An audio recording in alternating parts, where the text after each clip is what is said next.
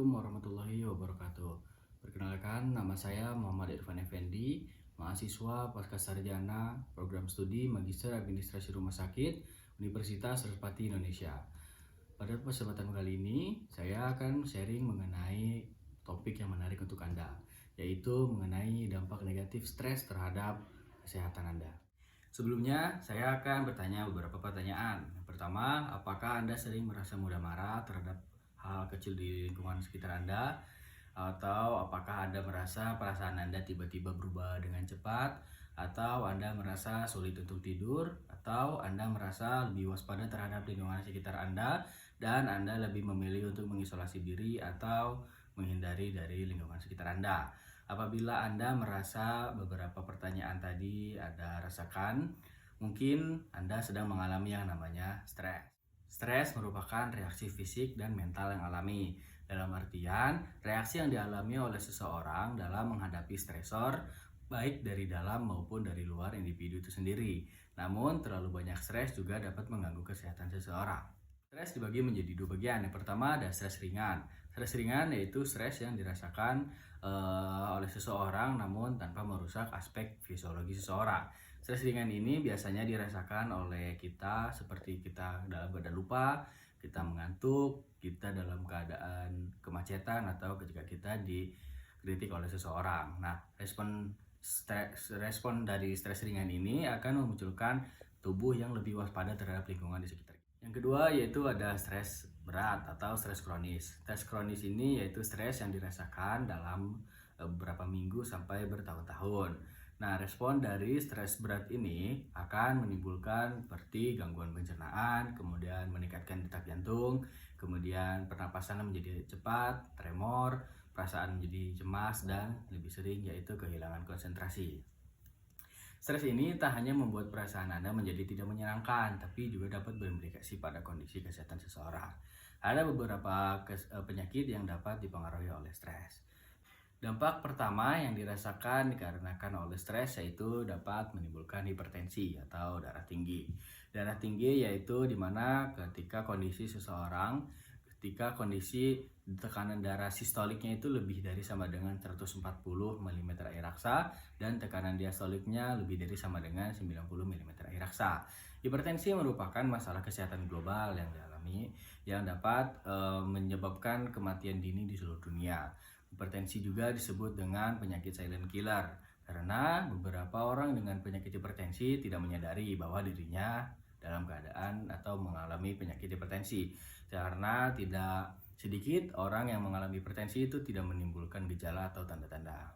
Ketika seseorang yang mengalami stres, maka hipotalamus akan mengeluarkan hormon utama stres, yaitu ada adrenalin, tiroksin, dan kortisol. Nah, yang secara signifikan itu dapat mempengaruhi homeostasi. Hormon adrenalin akan bekerja secara sinergis dengan sistem saraf pusat sehingga akan menyebabkan pembuluh darah menjadi vasokonstriksi sehingga jantung akan memompa pembuluh darah ke organ-organ yang paling membutuhkan dalam keadaan darurat yaitu seperti otot, organ jantung, dan organ penting lainnya. Jika rasa takut yang dirasakan itu hilang, maka hipotalamus harus memberitahu ke seluruh organ untuk kembali normal. Namun, ketika kegagalan organ untuk kembali normal atau stres yang tidak kunjung hilang, maka respon tersebut akan terus-menerus berlanjut. Tetapi ketika stres berkelanjutan, maka jantung akan bekerja lebih keras daripada biasanya. Nah, hal inilah yang menyebabkan orang yang mengalami stres akan mengalami resiko hipertensi atau darah tinggi. Dampak stres yang berikutnya yaitu dapat mengganggu sistem pernafasan. Nah, selama kita stres, maka respon tubuh itu akan bernapas lebih cepat dalam upaya untuk mendistribusikan darah yang penuh akan oksigen. Ketika penderita asma mengalami stres, maka serangan asma akan lebih sering terjadi dan lebih sulit untuk dikontrol. Hal ini disebabkan karena stres dapat memicu pelepasan histamin yang menyebabkan terhambatnya saluran napas yang digambarkan dengan tenggorokan lebih sensitif dan sesak. Hal inilah dalam jangka panjang akan lebih mudah untuk terjadinya kekambuhan asma. Dampak stres yang selanjutnya yaitu dapat mempengaruhi pencernaan kita karena aliran hormon, pernapasan yang cepat, dan peningkatan denyut jantung itu dapat mempengaruhi sistem pencernaan kita. Kemungkinan besar Anda akan mengalami mulas atau reflux yang disebabkan karena peningkatan asam lambung. Stres juga dapat mempengaruhi cara makanan bergerak ke seluruh tubuh Anda. Mungkin Anda akan mengalami sembelit atau diare. Selain itu, Anda juga dapat mengalami mual, muntah, atau sakit perut.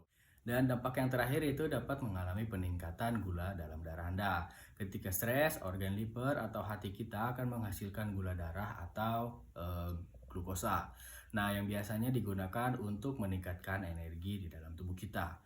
Nah, gula darah yang sudah tidak terpakai oleh tubuh kita maka akan diserap kembali oleh tubuh. Bahayanya jika kita mengalami stres yang berkepanjangan, tubuh kita tidak mampu lagi untuk menyimpan atau menyerap gula darah yang berlebih, yang akhirnya dapat meningkatkan resiko kita terkena diabetes mellitus tipe 2. Jadi kesimpulan sharing pada kali ini yaitu dampak dari negatif stres terhadap kesehatan kita. Yang pertama itu dapat menimbulkan tekanan darah tinggi atau hipertensi. Yang kedua itu dapat mempengaruhi pada pernapasan kita sehingga pernapasan kita menjadi lebih cepat dan memiliki risiko besar untuk orang-orang yang mengalami gangguan pernapasan seperti asma. Selanjutnya juga dapat mempengaruhi sistem pencernaan, dan yang terakhir yang paling mengerikan yaitu ketika kita mengalami stres yang berlebihan, maka kita akan meningkatkan risiko terkena diabetes mellitus tipe 2. Bagaimana caranya untuk menghilangkan stres? Untuk menghilangkan stres, setiap orang memiliki mekanisme yang berbeda-beda. Ada orang yang tenang dengan berolahraga, ada orang yang tenang dengan tidur, dan ada orang yang menjadi tenang ketika memakan makanan yang dia suka. Karena kegiatan tersebut dapat menimbulkan hormon-hormon yang berlawanan dengan hormon-hormon stres. Dan kegiatan tersebut hanya kita yang mengetahuinya. Tapi sebaiknya kualitas kehidupan sehari-hari seperti beristirahat dan makan itu jangan diabaikan. Karena apabila diabaikan maka hormon-hormon stres itu akan diingat kembali. Selain ada stimulus atau tidak. Hanya itu yang dapat saya sampaikan pada sharing kali ini. Terima kasih banyak. Semoga kita sehat selalu. Wassalamualaikum warahmatullahi wabarakatuh.